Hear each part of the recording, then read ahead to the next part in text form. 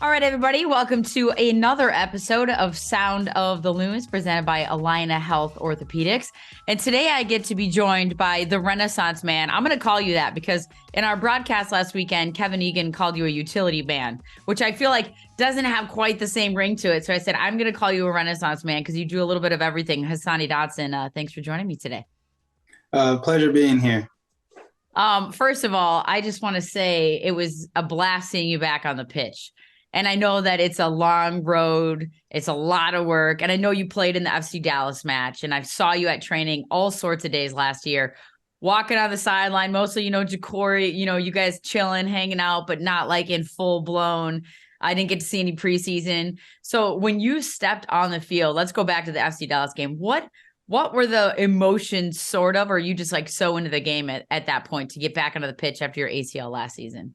Yeah, I mean, when Ian came running down, I was a little surprised to hear that I was the first name called. And I was just so tuned in to try to make sure that I execute all the details properly so that I get another chance in the following games. And the funniest thing is that I told my teammates is after I felt like it was like 13 minutes in, I look up at the clock and said, I'm getting kind of tired, And I look up, it's only been 3 minutes.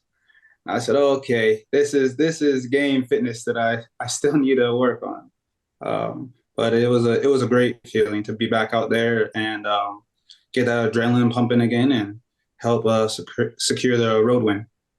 Yeah, it's crazy because you guys train your butts off. Preseason is a grind, but there's only so much you can do to get into match fitness. Even if you've been playing preseason games, it's just still not the same when there's energy, there's emotion. You just said it, the adrenaline pumping, and especially you coming back from injury.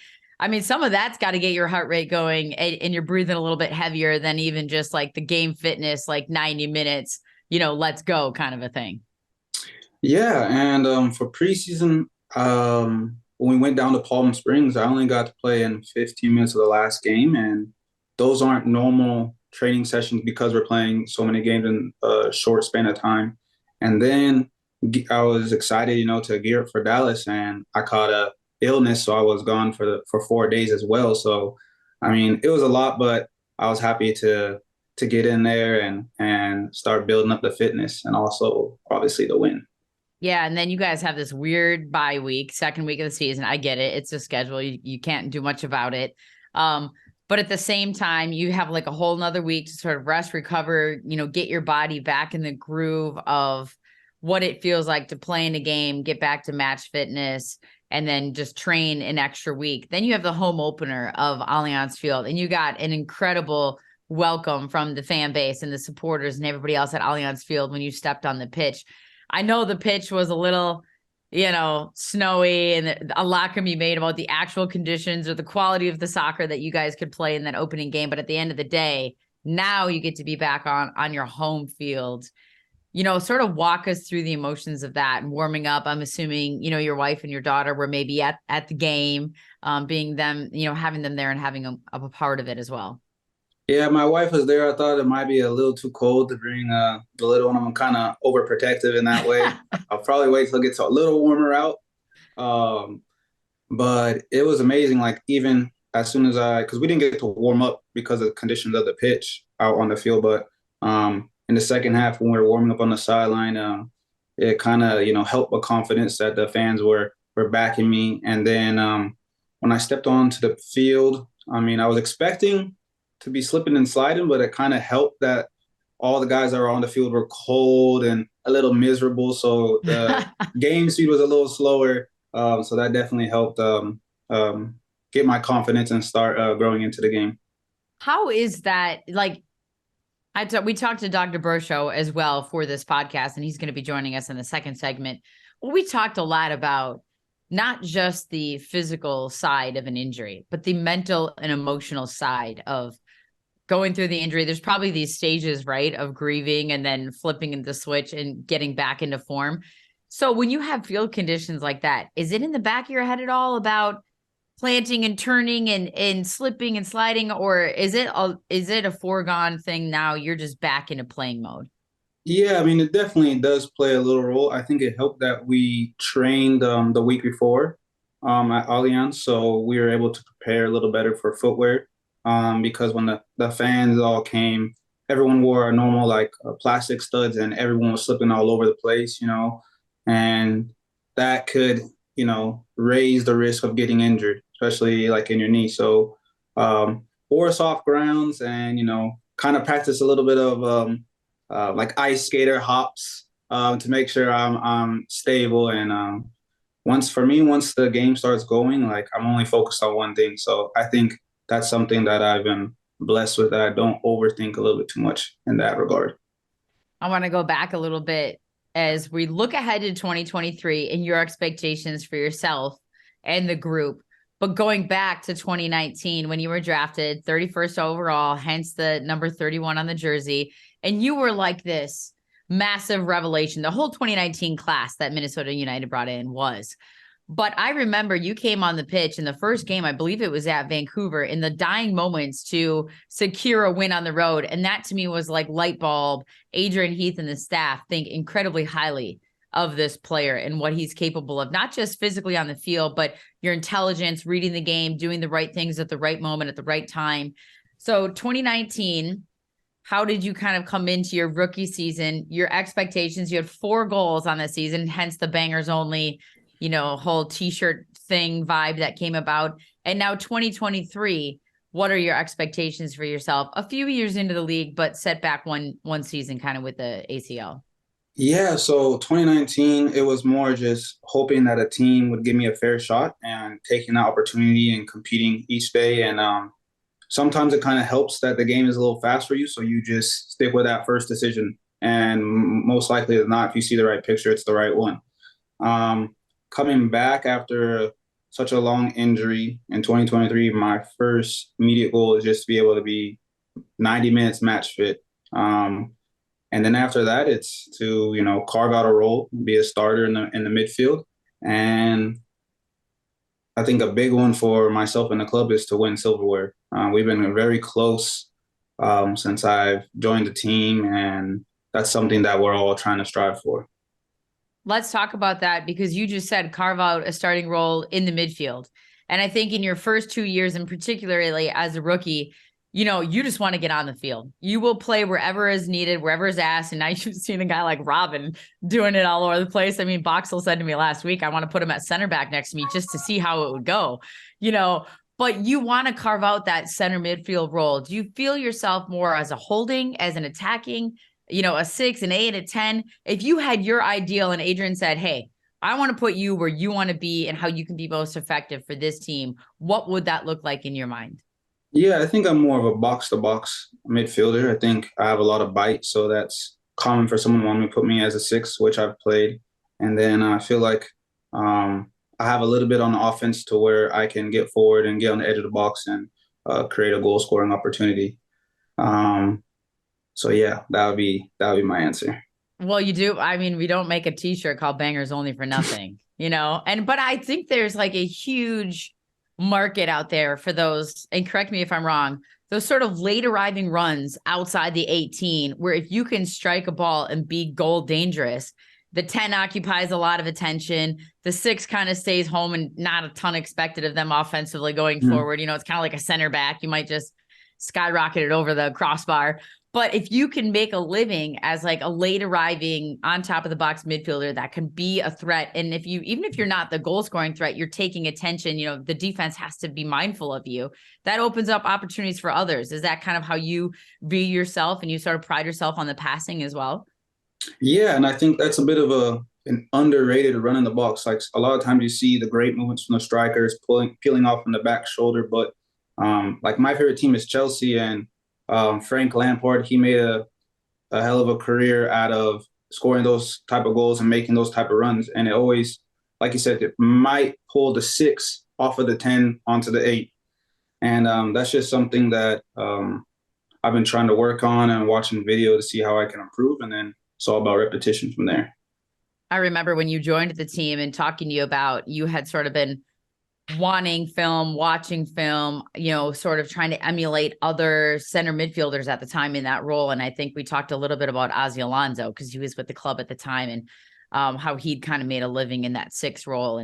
But now when you play with or alongside players like a Will Trapp, who's been in the league a long time, or a player like Kervin Arriaga, who's just come in and kind of just flies around. Will said that's sort of his craziness, that nature is sort of one of his strengths, right? He's got these long strides and can cover ground and kind of run around like a bat out of hell. So when you play with different players that have so totally different styles, or even when Robin's in there, how do you feed off of them? How do you have to change your game depending on who you're playing with and alongside? Yeah, and I think that's just trying to understand their tendencies.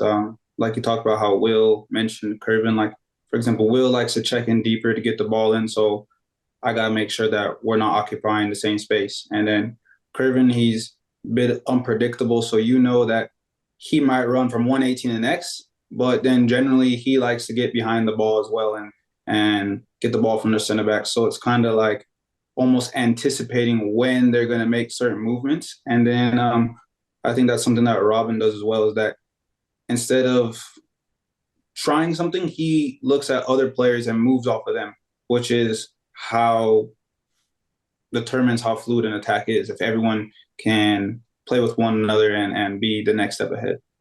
And that's not even talking about adding new center backs to the mix. You've got Miguel Tapias in the mix now. You've got a new right back that's been in the mix. Of course, DJ did a wonderful job last season stepping into that starting role, no problem. But now you've got Zarek Valentin as well. So again, with the way Adrian likes to play and with the outside backs, it's just more attacking pieces for you guys to sort of understand each other.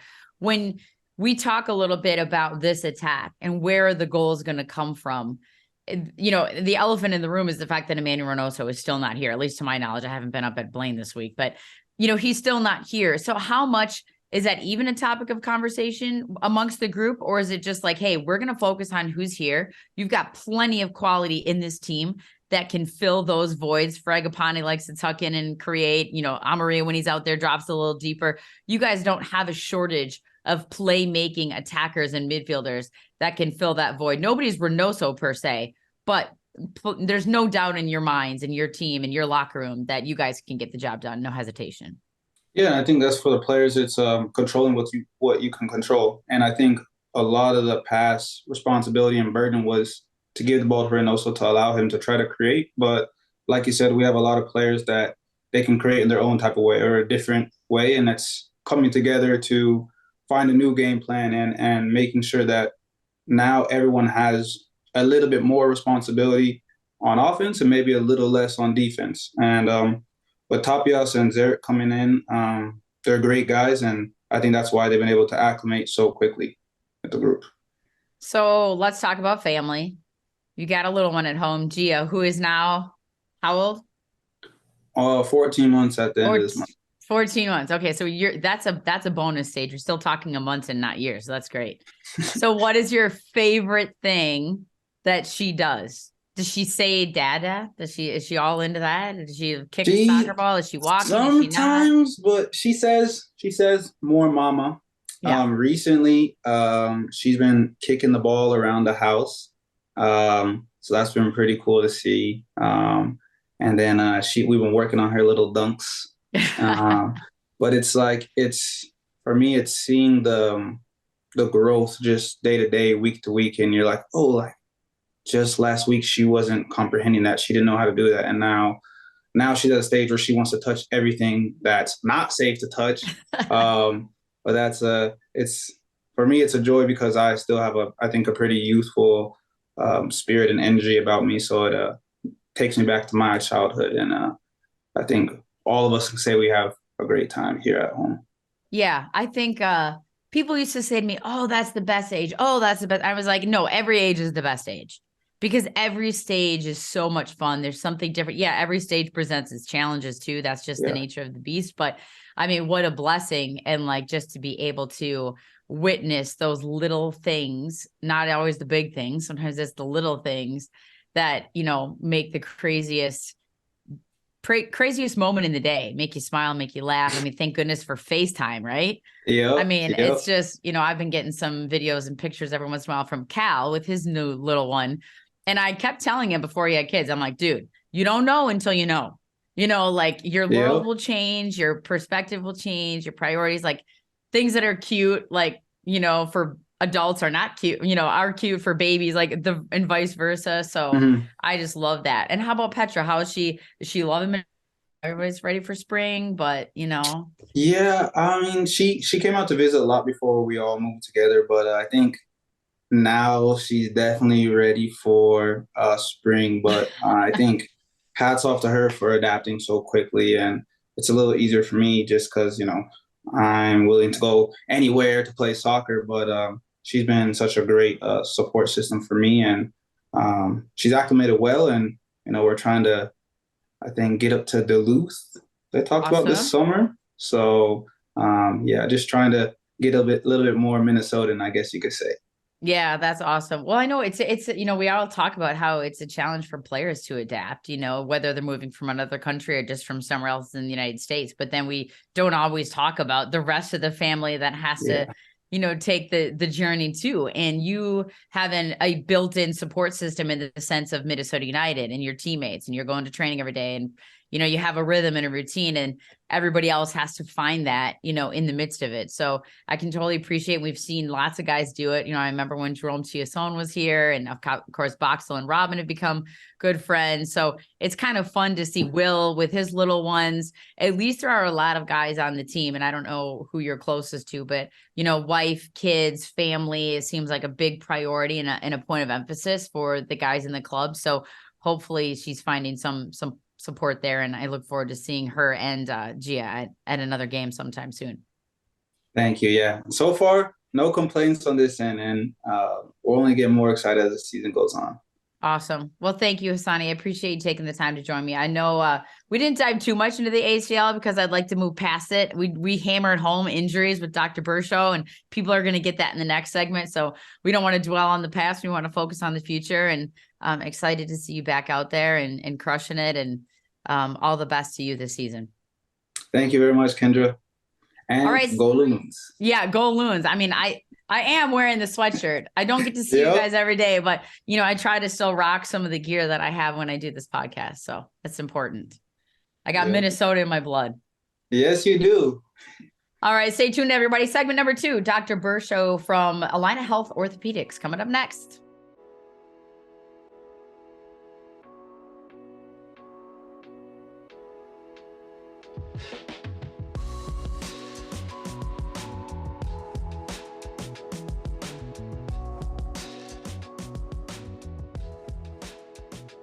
When injury takes you out of the game, it's time for your team to step up. At Allina Health Orthopedics, you'll get expert care backed by a whole health system of providers.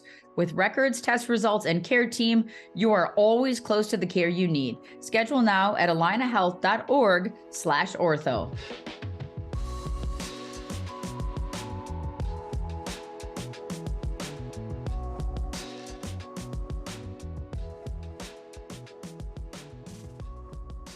Hello, everybody, and welcome back for segment number 2 of Sound of the Loons, presented by Allina Health Orthopedics. And I just so happen to have the Chief Medical Officer of Minnesota United joining me today. So it's perfect that it comes right off the sponsorship tag. But Dr. Robby Bershow, thanks for joining me on this lovely, what day is it? Tuesday, March 14th. I got my calendar right in front here. It is Tuesday. Thank you for having me, Kendra.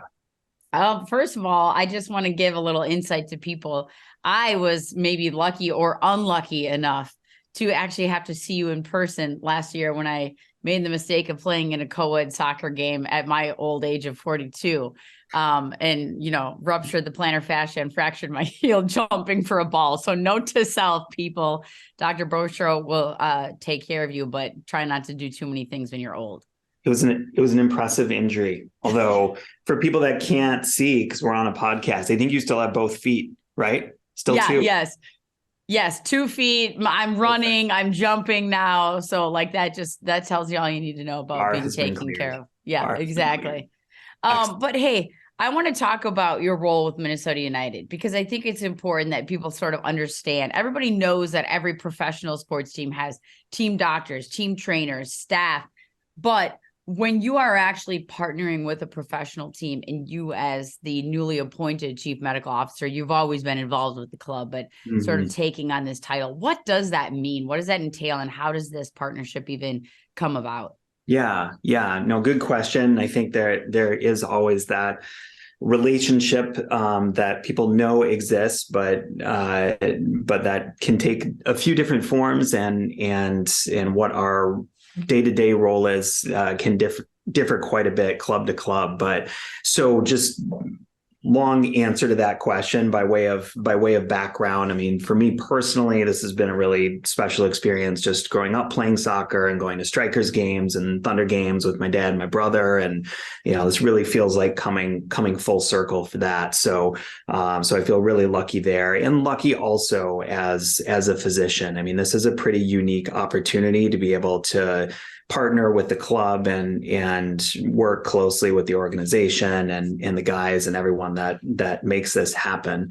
My background initially was family medicine, and then I did some additional subspecialty fellowship training in sports medicine. And that's been the bulk of my clinical practice over the past 12 years or so. And as you mentioned, we've been with Minnesota United for a while now. Our group, Alina Health Orthopedics, was with Minnesota United when they made the jump to MLS back in 2017. And it's been that same core group of docs the whole time. Myself and our foot and ankle surgeon, Joe Bellamy, who travels tirelessly with the team and helps scout out the best donuts in the Western Conference, which is an important job. And our sports surgeon, Amy Claypack, who's one of the best sports surgeons in the country and is an amazing work partner and friend and mentor. And so we've had this team sort of all along that's worked really closely with the club. I think where this CMO role has really evolved to is just as the club has grown and gotten bigger, as it's gotten more successful, adding on the second team, really working to develop the academy. We really recognized that we needed a more full-time integrated presence just to make sure that all of the pieces were flowing together. And so I took the baton from Amy, my partner, coming into this year, so that I could help oversee not just the orthopedic side of the equation, but also all of the medical stuff that comes up as well, concussion and COVID and cardiac, nutrition, mental health, all of that. And just so that we could have someone that has that time that can be dedicated to taking care of the team and all of the needs that come up. So that's sort of how I landed in the role. But even with taking on this title, we still have that really team-oriented approach. And every day there's a lot of talking, a lot of emails, a lot of texts, perhaps too many. But we've found that works really well for just staying on top of things. Yeah, I mean, I was going to say, I have seen Dr. Joe at on every road trip when I was traveling with the team, and there's no Starbucks that he has left unturned. And I'm not trying to promote Starbucks, because we love Caribou here. We love all our local coffee shops. But when you're traveling, sometimes, they're easily accessible. And him and Angie Blaker have figured out every spot and every stop. And so I really enjoy getting to know Dr. Joe for sure on all the road trips. And he does a phenomenal job. Starbucks walk is a key element to any road trip for sure. Yeah, exactly. I know when I was on the West Coast trips too, because, of course, we're still rising at the same hour, regardless of being 2 hours before. And then in San Jose, specifically where we stay, and my daughter and husband came with on the last trip. And, we were at Starbucks at 5 a.m. there, as soon as they would open the doors. And there's Angie and there's Dr. Joe sitting out front already. Sometimes it was Tyler Miller, because he's on the baby dad hours at that point. Yeah. So, maybe Brent Coleman, everybody's still, we have those early risers on the team. When you decided to take on this role, meaning a little bit more full time with the team, was that difficult for you to give up some of the practice of the hours that you spend with other patients? Because I know clearly you're passionate about your patients and the care that you give your patients. and clinic hours or whatever you guys might call it on the orthopedic side of things. Yeah, But yeah, was that absolutely. tricky or difficult to give some of that up? Yeah, absolutely. I mean, I think I'm fortunate enough to have a lot of different parts of my job that I really love, and that's not something that everybody gets to say. And so the challenge of that is sort of trying to figure out where to scale back or where to find extra hours and time. And prior to this year, we had really all been trying to do this work sort of sandwiched in between patients, stepping out of a room to take a call. There's still plenty of night and weekend work that happens all the time, but just sort of trying to balance that became trickier. So my work life, I sort of wear three hats. I have my clinical practice, and then I'm medical director for sports medicine at Alina, and then the Minnesota United work. And out of those three, it just became evident that I needed to find some additional time somewhere. And so scaling back on seeing the patients was the easiest thing to control with that.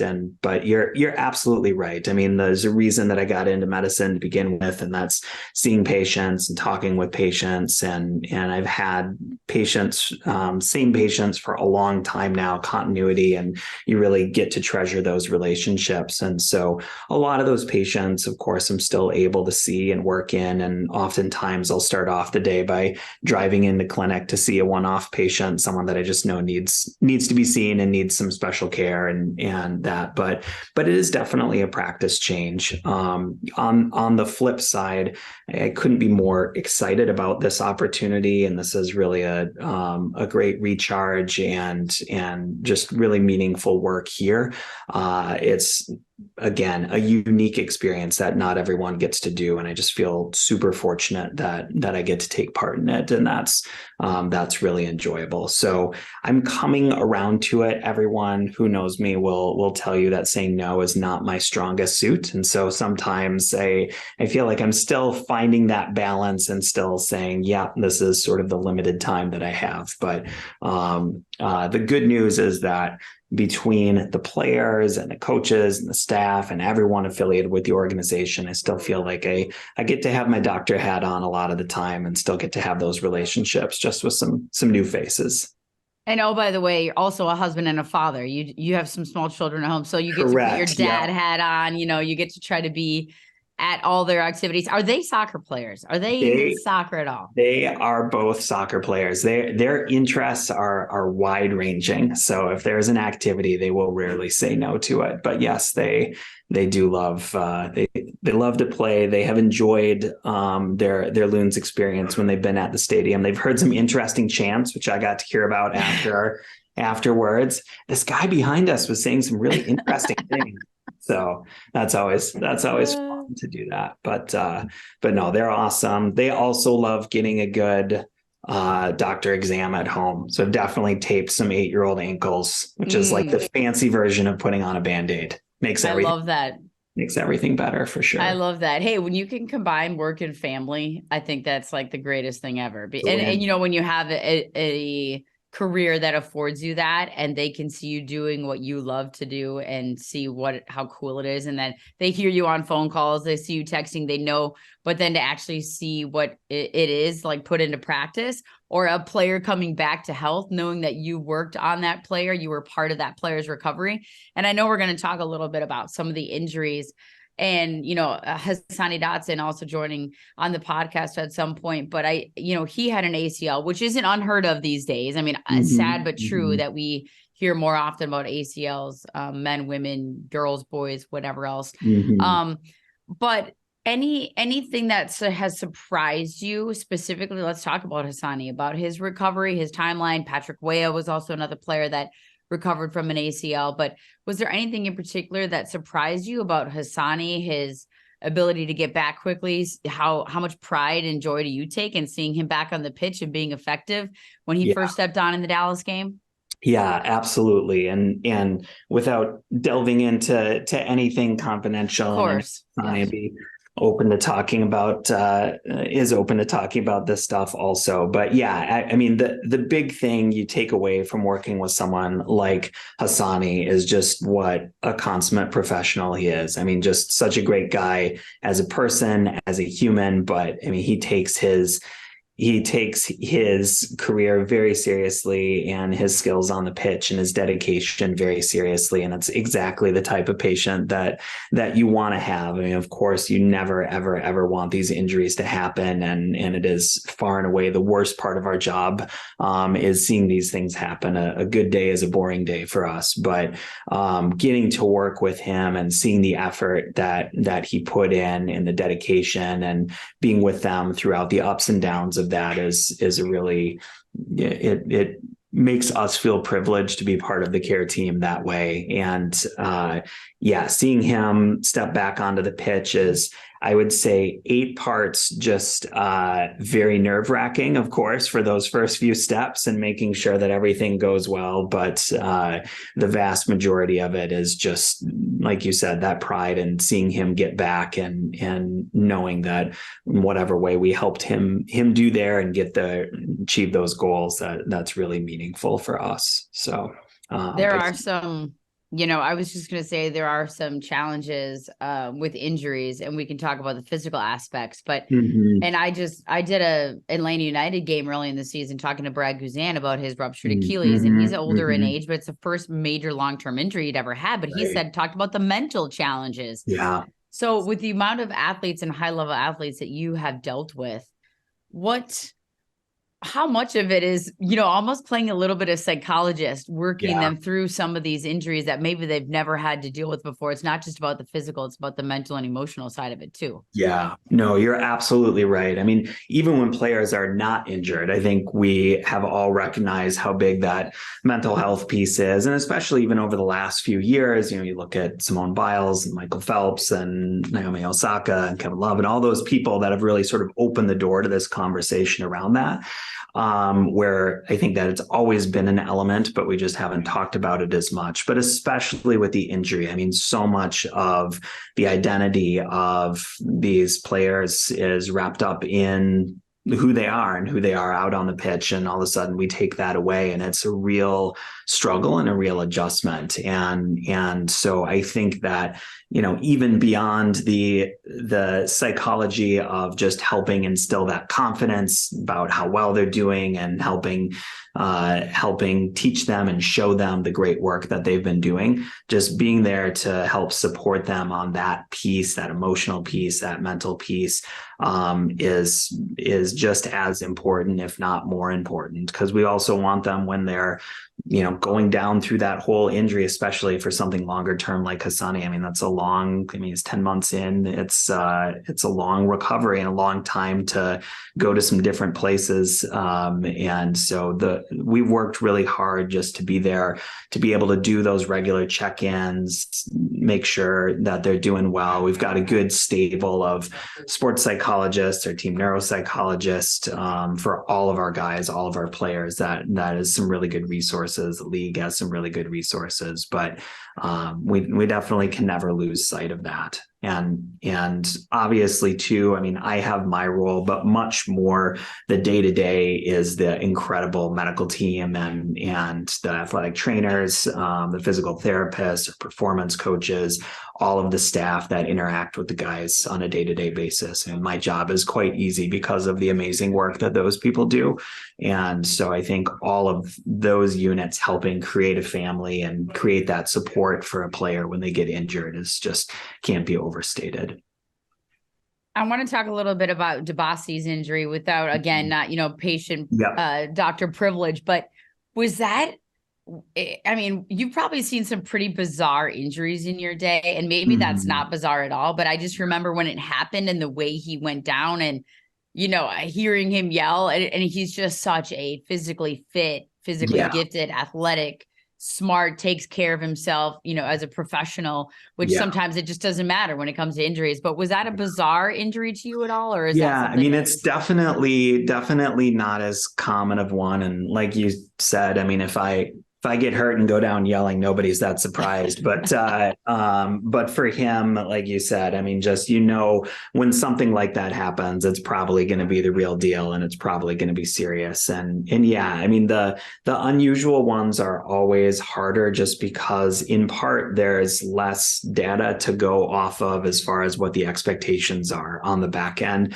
We have a big history on ACL surgeries and ACL ruptures and reconstructions and the timeline, et cetera. And that just, I think, provides some peace of mind that a lot of people can go and talk to other players in the league, or friends, family, or loved ones, or the docs, and get that information. But when it's a little bit more unknown, then I think that adds an extra element of stress to that, as far as what are we going to expect moving forward. I would say for him also, just like with Hassani, just so dedicated, so impressed to his rehab and recovery. And, obviously surgery went beautifully, as it did for Hassani, but so much of the hard work is just what gets put in afterwards, and being able to maintain that month after month when they're not doing the fun part of actually being with the ball out on the pitch. So that's been, again, a hard injury to manage, just because we all love him and want the best for him, but has been really impressive to see the work he's put in for that. Yeah, I think it's always crazy too when something is really like clear cut, and like you said, there's a clear path, and then maybe you have someone else who has reoccurring soft tissue injuries or something like that, and you're trying to manage load and manage almost even effort based on the individual's builds. And you just, you always want the best for them. I remember when Roman Metanier was here, not knowing all the details, but just, you wanted him. The guy comes with a smile every single day, and you just want him to be able to get back out there. And then the second he would take off for a sprint, I was always like holding my breath, like, and that's the last thing you want. But it's just cool to see when the guys do get back on the pitch and they can be successful, and the hard work that they put in and the hard work that you guys have put in. I would assume the last thing you want as a player, as an athlete, is to be like that one where all the doctors are being called in and going, gosh, we've never seen this before. This is crazy. You never want to see a doctor be super interested in what's going on with you. That is generally not a good sign. So, that I think is accurate. What do you make of the sort of strides that have also been taken in concussion protocols? I know you're orthopedic side of things, but as the chief medical officer and, all the different studies and things that have been done now, whether it's in other sports or in soccer, and sort of the extra substitution rules, the testing that needs to be done on the sideline and the immediate stoppage of play. What do you make of all the concussion sort of implementations now? Yeah, great question. And that's part of my training doing sports medicine, family medicine. It falls to us a lot of the times to do that concussion. And concussion is so tricky. I mean, it's such a difficult diagnosis because we don't have a perfect test for it. It presents itself in a variety of different ways. And especially in the midst of a match, oftentimes a concussion can be hard to diagnose because the symptoms may not emerge for hours to minutes to hours afterwards. And so trying to assess it in the heat of the moment, especially when you can't pull them off easily to assess like you can in football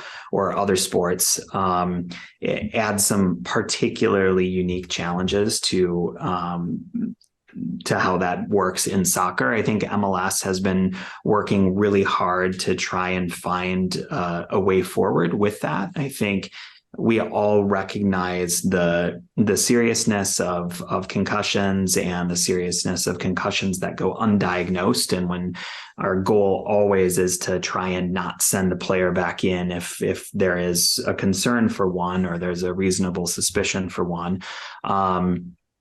Just because we know that's when more significant consequences can happen. So I'm proud of the league for working really hard to do that. And there's a lot of good things that we have where I sit during matches is right at the fourth officials table. And we've got a monitor that helps us sort of capture and view all the different camera angles. And so we're constantly in communication with a spotter about looking for those things. And we do the on-field assessments and pull them off to do the exertional challenge off off the touchline. That's new.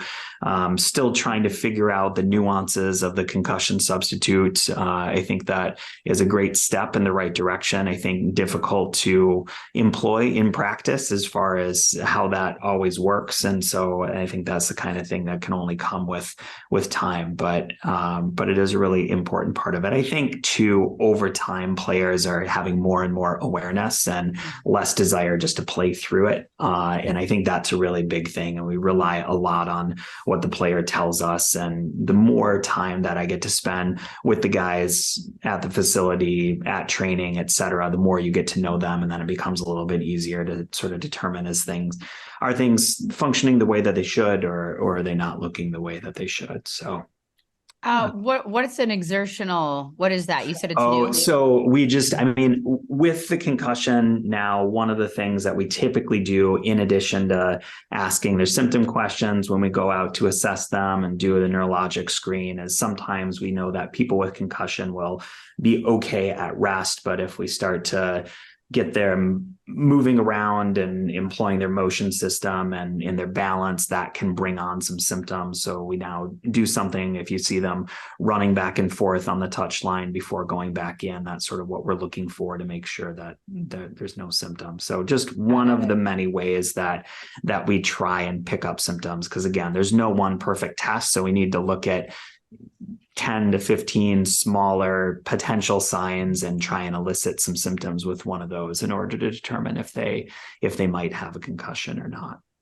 Two more questions for me. Yeah. One is the communication. How important is the communication with the entire Minnesota United staff, as far as coaching staff, training staff, front office staff, to sort of be on the same page, especially in a player's recovery? Because I know it can be frustrating. It can be frustrating for the player. It could be frustrating for you, frustrating for the staff if they want someone back out there. So what are those conversations like, and how does that manifest itself as far as everyone being on the same page and ultimately what is best for the player, for the athlete? Yeah, it's probably the most important part of our job, honestly. I mean, the medicine is the medicine, but how those conversations go and how that information gets relayed is really what makes a difference between people having successful outcomes and not. And again, the advantage of me being able to be up here and just have that be a more full-time presence really has allowed that to bloom even more. Many times during the day, I'm talking back and forth with the athletic trainers and the physical therapists, performance coaches, and the Adrian and Ian, all the other coaches, just so that everybody ideally has that same understanding of what's going on and where we're heading. And then obviously wrapping the player into that as well, because that's a big piece of it, where I want them to feel like they've got agency and control over what their situation is. And I think that's where problems tend to arise, is if people are not on the same page and the expectations are differing from what we're seeing. So that is, I think, the goal each and every day. Again, I think sometimes we might tire a little bit of getting all of the texts and all of the meetings and all of that, but we recognize that is just crucial to how well we're operating as a team, which at the end of the day is where we're at. And we've been really blessed, and the coaching staff here has been phenomenal from day one, Adrian, on down, just as far as knowing we're looking out for the best interest of the player but trusting us and giving us their trust to take care of them the best way we see fit, and sort of knowing when they're ready, then we'll help communicate that and work with them. And so we really don't get much pressure from them to do anything outside of where we always start from, which is let's practice good medicine and everything good will flow from there. Speaking of that, do you notice that there is a different, and maybe it's too early in this sense of you being there every day, different than like just seeing players when they're injured or seeing you on a game day? Do you think that there will be a different level of sort of trust and familiarity because they are seeing you more often? It's not just when they need to see you. There's just a familiarity there with the staff, with the players, of seeing you up and around Blaine more often. Absolutely. No, I think that's one of our other goals. I mean, we have a goal of sort of the short term, day to day, being present, being available, which is a huge part of it. Just players know that they can come in at any point and find us at any point, and whatever is on their mind, talk about it there. So I think that just good medicine also happens with good relationships, and I think that's a really important part that we're building on. And then also just being present more helps us think big picture wise. I mean, it's a long season, and especially now that we're adding in US Open Cup and Leagues Cup and all of that. I mean, it's just that many more opportunities for minutes played and the things that happen with those results. And so thinking big picture about how we can maintain health and performance throughout the whole season, I think is really important to us. But being there and having those relationships with the guys, I think everything stems from that. And I feel really fortunate to be able to have that opportunity this year. And then espresso machines. Oh, okay. I lied. One more 2-part question I just thought of. Yeah. So how many times you watch a sporting event that you are not in charge of and a part of, and you're like, you see something and you're like, oh yeah, that was that, like whether it was Crepeau breaking his leg in the LAFC game and kind of wasn't going the right direction, or I mean, even something as serious as like Damar Hamlin. I mean, that was like, and you can't even put words to that. How many times do you watch a sporting event and you see somebody do a non-contact thing or whatever thing, and you just kind of know, and you're like, yeah, that's not good. And then second, what is the craziest injury that you've ever dealt with for anybody that's come and visited you or any athlete on any team? Yeah. So the first part, it absolutely, being in sports medicine, changes your spectator relationship with any sporting event. I'm sure at some point I will get back to just being able to see it as an event and nothing more. And sometimes I benefit from watching something like archery or curling, where I don't have as much vested interest in the injuries, or they happen less frequently. But yeah, I mean, something absolutely, like you said, with Damar Hamlin, I mean, obviously a scary situation, and it is our worst nightmare. And we plan and drill and train to be able to handle those situations, of course. But when they happen in the heat of the moment, it's scary. And so that is always, when you're watching, you're always watching a little bit with your hands over your eyes and a little bit clenched, trying to make sure nothing bad's going to happen. So as far as the craziest injury, I don't know. There've been a lot. I think my all-time favorite, at least soccer specific injury memory, though maybe I shouldn't say favorite, but most memorable, especially thinking of Minnesota United, was at our franchise opener at TCF in the snow. Goalkeeper injury, trying to manage that in the snow and the chaos. First game, I think that will be a lasting memory. Trying to walk him back through the tunnel, the slippery tunnel in cleats, and it's just like, oh man. So we often talk, we're thankful that happened first game before we knew any better. So we didn't know what to worry about. So we feel like we hit our high water mark there, and it's all been smooth sailing since. I like it. I would love to be a fly on the wall for some of the conversations that you doctors probably have. I mean, I'm sure there's got to be some, doctor medical gossip that goes on. So I would love to be a fly on the wall at some point. I did get mostly bad doctor jokes. It's like bad dad jokes, but even worse. Oh, you have bad doctor jokes. Okay, oh yeah. We'll have to make a list of those and share those the next time. That'll be a good one. So for sure.